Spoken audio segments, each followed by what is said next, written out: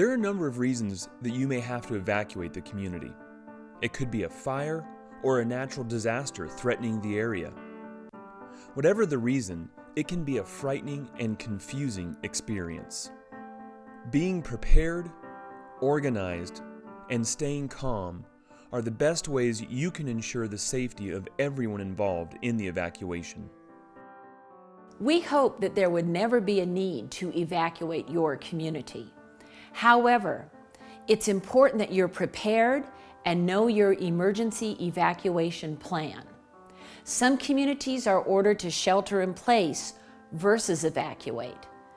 You will want to make sure that you understand the plan for your individual community. When natural disasters are occurring in your geographical area, stay aware and stay informed. Time is of the essence should an evacuation be necessary.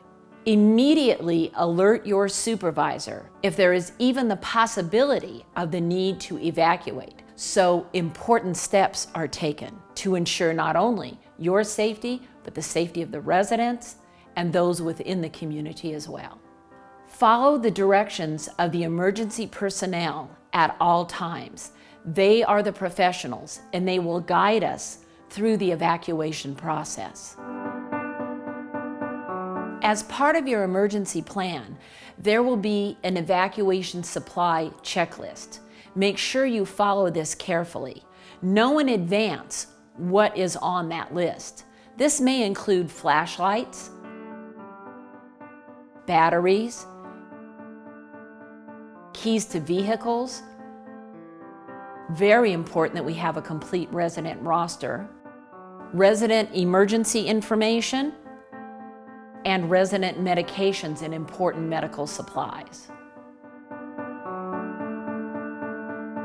You will learn during your training how to evacuate your community per your specific evacuation guidelines. If the need to evacuate occurs, you will stop all work and focus on the evacuation. It's important that you stay calm and confident through this process. Alert the residents of the need to evacuate. Shut down any equipment that could pose a hazard. Exit only through designated exits. Do not use elevators unless specifically instructed by emergency responding personnel. Report to the emergency assembly point. Keep your cell phone on you at all times. Follow any specific instructions from emergency personnel. The emergency assembly point is an important part of your evacuation plan. An emergency assembly point is a designated area outside of your community which is to be used in case of an emergency. They're meant to provide a safe area where individuals can stand while waiting for emergency personnel to respond. It's important that you know the location of your emergency assembly point. There may be more than one at your community. You also have to consider as part of your plan if you'll have to evacuate off community premises. In a large natural disaster, for example, it may be necessary to completely remove people from the area. Transportation in these situations is an important part of your disaster and evacuation plan, and you should discuss it with your supervisor. Of course, helping your residents evacuate is an important part of the plan as well. Residents who are able to ambulate should be directed or escorted to the emergency assembly point. Residents who require the use of a wheelchair may be pushed to the emergency assembly point.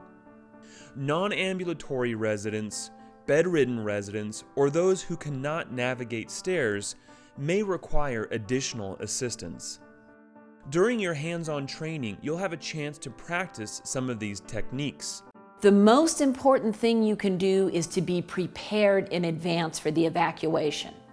Know not only your traditional exits, but your alternate exits as well. This is something that you will be practicing with your supervisor.